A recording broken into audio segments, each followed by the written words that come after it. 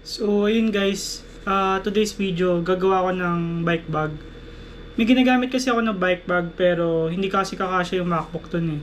Gusto ko sana mag-bike ngayon ng kasama ni yung MacBook ko para anytime or anywhere makapag-work ako. So, bumili ako nitong 2 pirasong MacBook na bag. Gusto ko kasi saktong-sakto lang yung MacBook eh. So, kaya ito yung binili ko. And then, mangyayari, ganito siya uupo dun sa bike. So, yung top tube ng bike nandito siya sa gitna. Nakagayan siya dyan. Tapos magkakaroon ng buckle dito sa taas. Magkakaroon ng buckle dito sa taas. Yan. Tapos dito rin. And pati dito sa unahan. Yan. So, ngayon, minamano ko muna siyang tahiin kasi wala naman akong sewing machine. And then, pag natapos yung finished product, papakita ko sa inyo yung kakalabasan ng bike natin. So, ayun lang. That's all for today. Bye-bye.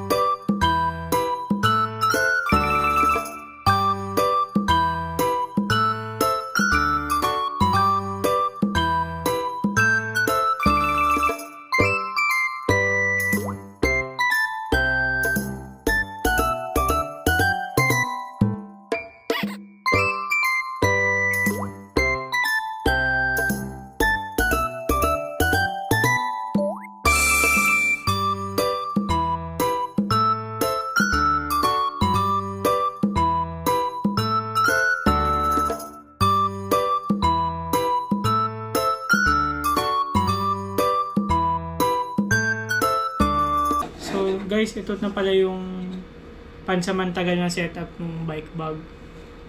Bari isa lang muna yung nilagay ko na buckle kasi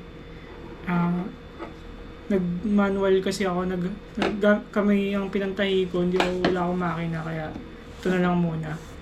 Pero plano kong dagdagan dito, tapos lagyan ng strap na pwede siyang gawing messenger bag. So, ganito siya mangyayari. Ito yung setup niya pag nilagay na sa bag.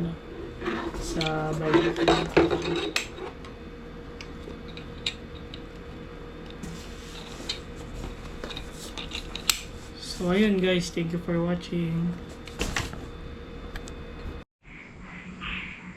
So guys, ayun yung finished product natin.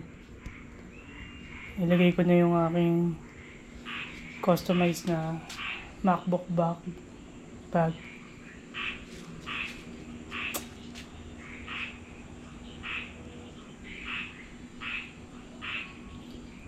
So yun guys, nilagay ko na yung aking customized MacBook bag. Siguro kailangan ko na yung modify dito is yung accessibility ng water bottle. Maybe instead of 2 bags, gawin ko na lang siyang isa para ma-access ko siya sa kanan yung water bottle.